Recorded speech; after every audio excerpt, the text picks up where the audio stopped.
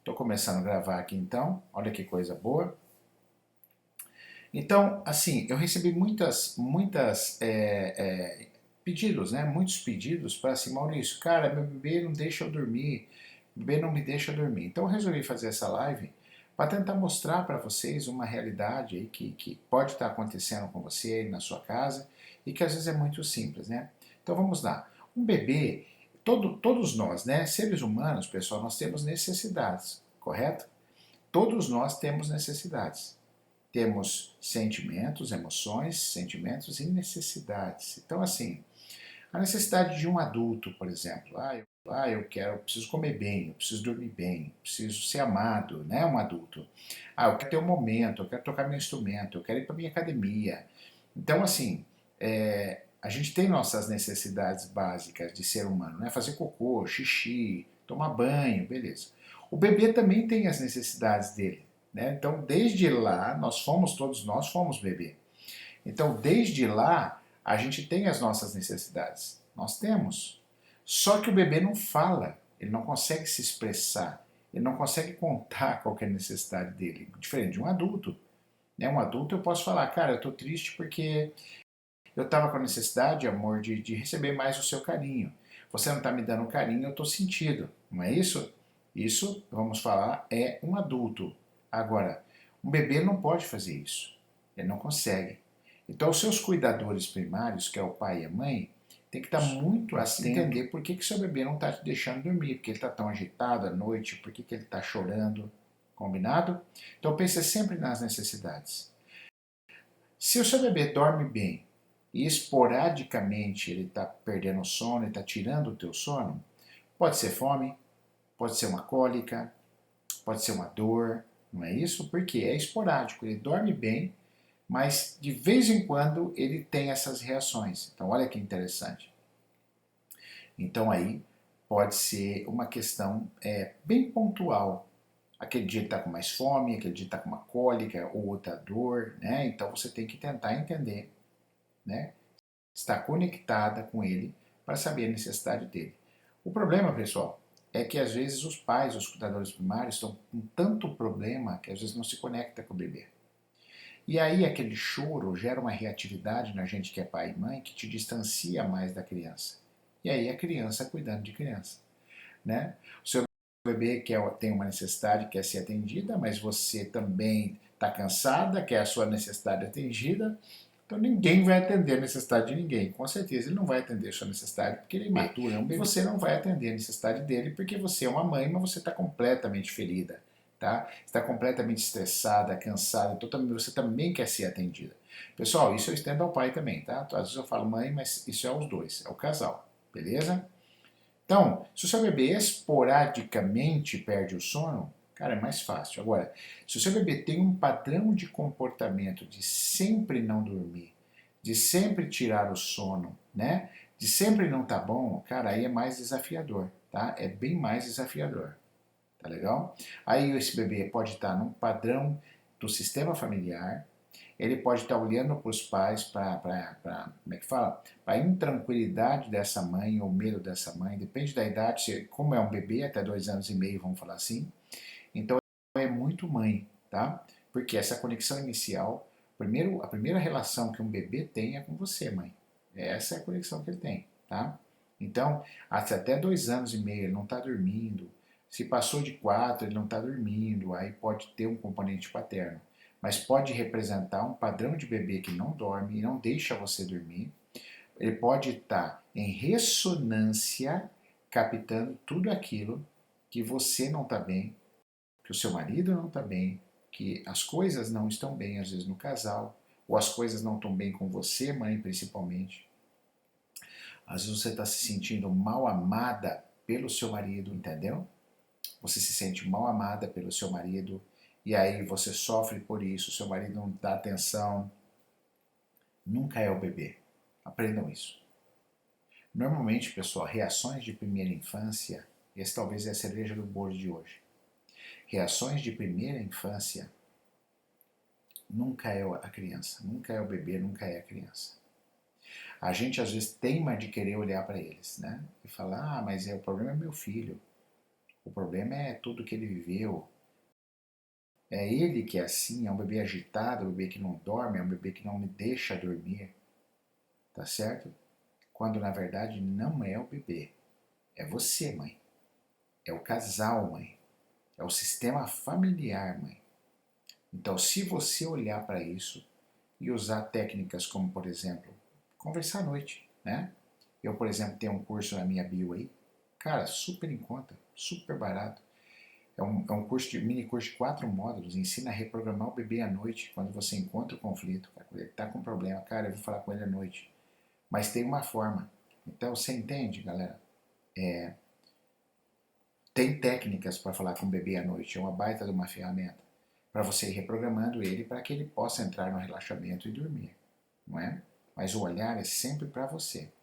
É um encontro para que você tenha a atenção de que se você tem um bebê e você reclama que ele não te deixa dormir, essa intranquilidade, essa reação dele, né, é, é familiar, é epigenética, é do ambiente que ele está vivendo.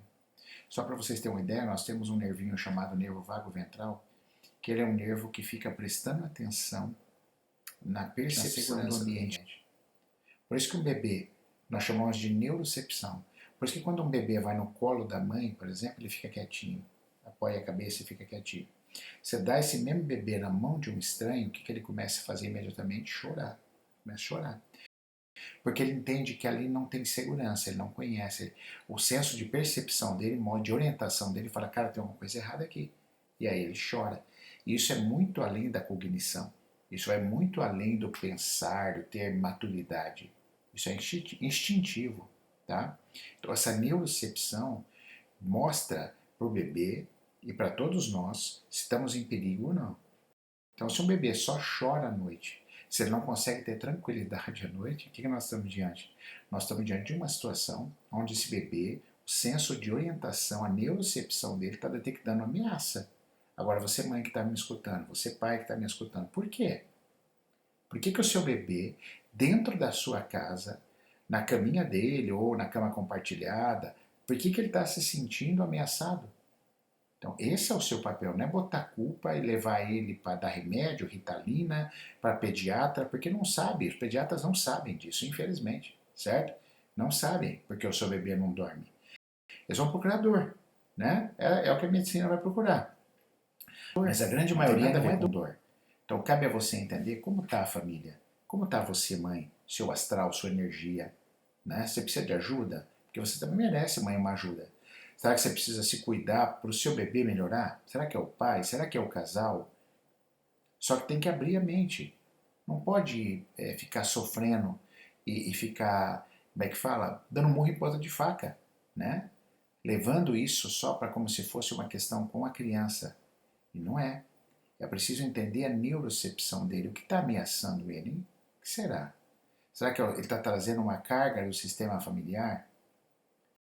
Será que o trauma é dele mesmo? Ou será que é uma dorzinha isolada? Né? Você, mãe, tem que estar atento. Por isso que eu falo que precisa ampliar o conhecimento. Eu tenho esse curso que é super em conta para você de reprogramação biológica noturna. É só entrar na minha bio aí que vocês vão ver. Tá? Nós estamos no lançamento do curso, formação completa para você fazer como mãe, tá? Estudar, vir aqui fazer a prática para poder ajudar o seu bebê. Olha que legal. Nós estamos em semana de lançamento. Tá tendo as inscrições aí. Se você se interessou, deixa no direct aí, escreve no meu direct. Maurício Valente Oficial. Então tem muitas condições para você estar atento à sua criança. Né? E o acolhimento a essa mãe. Né? Muitas vezes a mãe está tão ferida, cara, tão cansada, que ela não tem condição de observar isso, então ela vai precisar de ajuda. Então, que essa ajuda venha também a ela, que essa mãe se abra, para às vezes procurar ajuda, porque essa mãe não está sozinha, para poder ter um benefício também, né? E aí essa mãe mais forte, mais rica, ou esse pai, ou esse casamento mais sarado, mais curado, então isso vai reverberar na criança. E a criança, de repente, relaxa como nunca relaxou. Porque a neurocepção dela percebe que não há mais ameaça, não há mais sofrimento. Né? As crianças, de novo, elas ressonam, elas criam ressonância com os cuidadores primários, que no primeiro caso da criança é a mãe, depois vem o pai. Tá legal? Então, se seu bebê não te deixa dormir, é porque ele está intranquilo. A neurocepção dele está sentindo ameaça. E aí cabe à família vou perguntar o porquê. Eu me lembro de um caso aqui para contar para vocês de uma mãe que chegou falando que o bebê, olha que interessante esse caso. Normalmente eu faço consulta de 3 em 3 meses, alguns casos menos, mas normalmente 3 em 3 meses é a minha consulta, né? Então, o que acontece? Chegou uma mãe que falando que o bebê dela não estava dormindo, então eu não quero ver o bebê. Minha secretária já sabe. Quando é para criança, até a primeira infância, eu vejo os pais. O pai não veio, mas veio a mãe. Aí eu perguntei, mãe, comecei pelo básico. Falei, mãe, qual é a sua rotina? Ah, eu acordo de manhã, eu tenho um babá, vou lá dar um beijinho nele, né? E oriento a mamadeira e tal, saio, volto rapidamente na hora do almoço, volto à tarde e faço faculdade à noite. Mãe, deixa eu ver então se eu entendi.